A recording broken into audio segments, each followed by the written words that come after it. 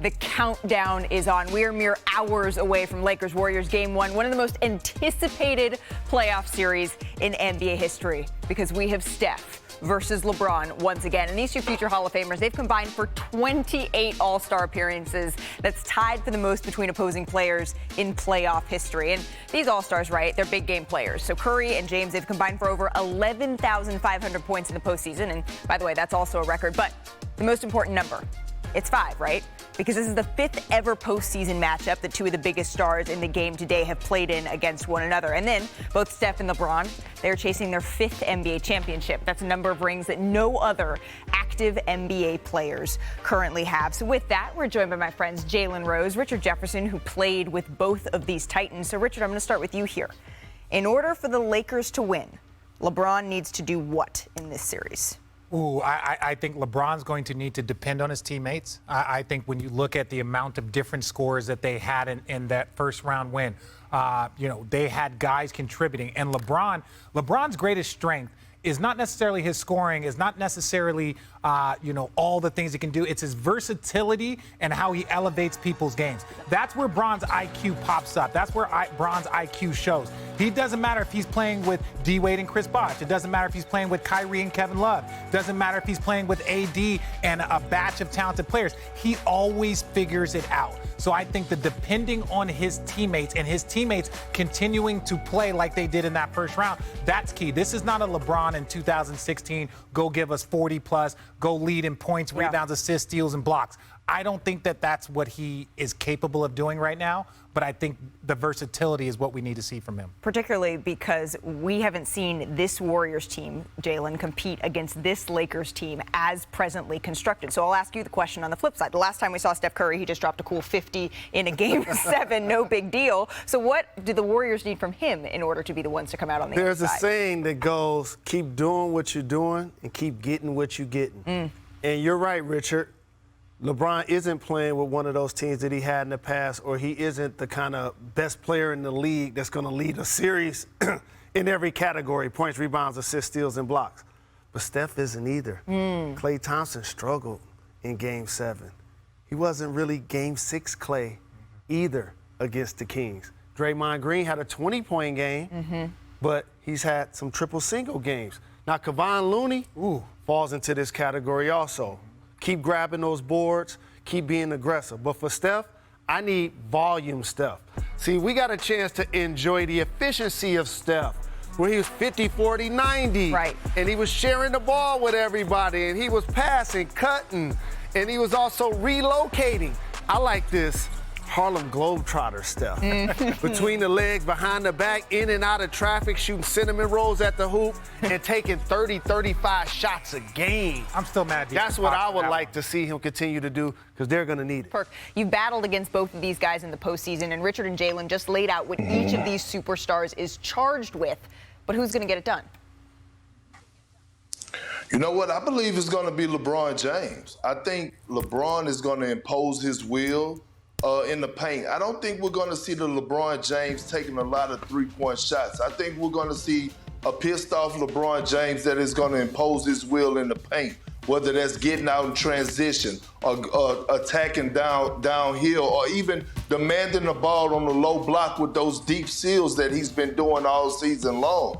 I think LeBron James is ready for this moment. A lot of people was out there thinking that the Lakers were wishing for the Kings when I heard rumors that they actually wanted to go against the Warriors. I think they match up better against the Warriors. I think LeBron is going to be a matchup problem for the Warriors. I think if you look over the history, Andrew Wiggins has had trouble actually guarding LeBron James. So I'm looking at Bron to go out there and do his damn thing. Oh, I have no doubt that Bron is going to go do his thing, but I don't know who the whispers were that said that they wanted the Warriors, the defending champions, versus the Kings. Look, I'm not going to disagree with your sources. It's just hard for me to imagine wanting to go against that squad and their history versus a relatively young Kings team. But hey, those are your sources. I trust them. Let's bring another voice of reason into the conversation, Perk.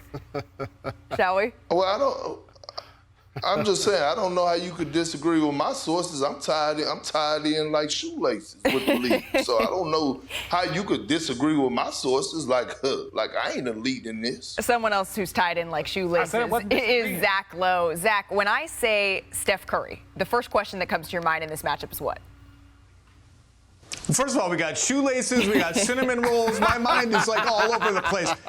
So Steph Curry, number one, who guards him? Is it Jared Vanderbilt who guarded Ja Morant? This is a different kind of player. Is it Austin Reeves? Is it Austin Reeves, which is who I think it'll be? That's a big challenge for Austin Reeves. Right. Second, where is Anthony Davis on the floor? I think on all Steph's off-ball actions, all the pin downs, they're going to try and block him from using those screens and funnel him to the dude who just blocked the Grizzlies right out of the playoffs. But when Draymond's at center and they go small and they get that pick and roll machine running, is Anthony Davis going to be on Draymond? Is that going to pull him away from the rim? Can he contain Steph out there? Or are they going to try and put him off to the side on a Gary Payton Jr. and Andrew Wiggins and say, get ready to meet people at the rim? I think that's fascinating because, like LeBron said about him and Steph at the opening, there's no stopping any of these guys. It's just how do you try to contain them without letting the other guys get easy shots off of their stuff? So then I guess I have to ask, what's the biggest question when it comes to LeBron James? Perk mentioned the LeBron who took so many threes against the Grizzlies. And if we think back at those 4 fantastic finals between these two things, you close your eyes and you imagine an image. It's probably LeBron looking around for Steph Curry and saying, where is he? Bring his guy up to screen for me, because either you're going to switch and I'm going to play bully ball, or you're going to get yourself in rotation and I'm going to start spraying the ball around. That LeBron, bully LeBron, post-orchestrator LeBron, we didn't see that much of against a Memphis team that had a lot of guards for him to bully. I think even at his age and even with all those minutes, the Lakers to be this team are going to need a little bit more of that LeBron than we saw in the first round. Jalen, of all the things that Zach just laid out, what piqued your ears?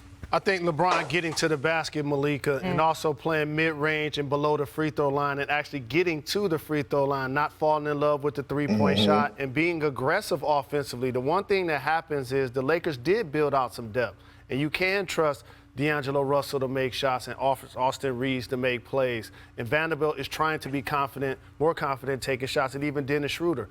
But the further you advance, it got to be about AD and it got to be about LeBron being dominant in this series. But who's going to take Steph? When Zach suggested Austin Reeves, your face kind of went, ooh, Austin Reeves. Well, here's the thing. Nobody's stopping Steph, so you can't really try to overthink this. Dennis Schroeder's going to be a guy that tries to pick him up 94 feet when he gets into the game, but Steph might already have 10 or 12 points before he get in the game. So that really ain't going to matter when you're going against a great player, but ultimately you got to make Steph work defensively.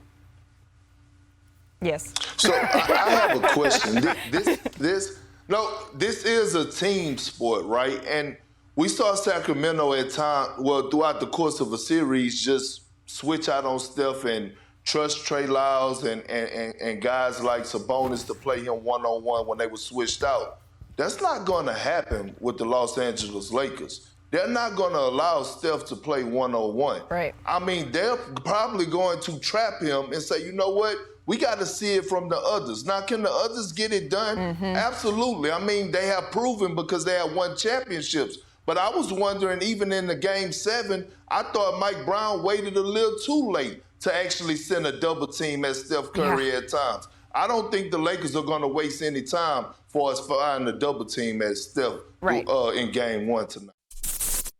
Thank you for watching ESPN on YouTube. For live streaming sports and premium content, subscribe to ESPN+.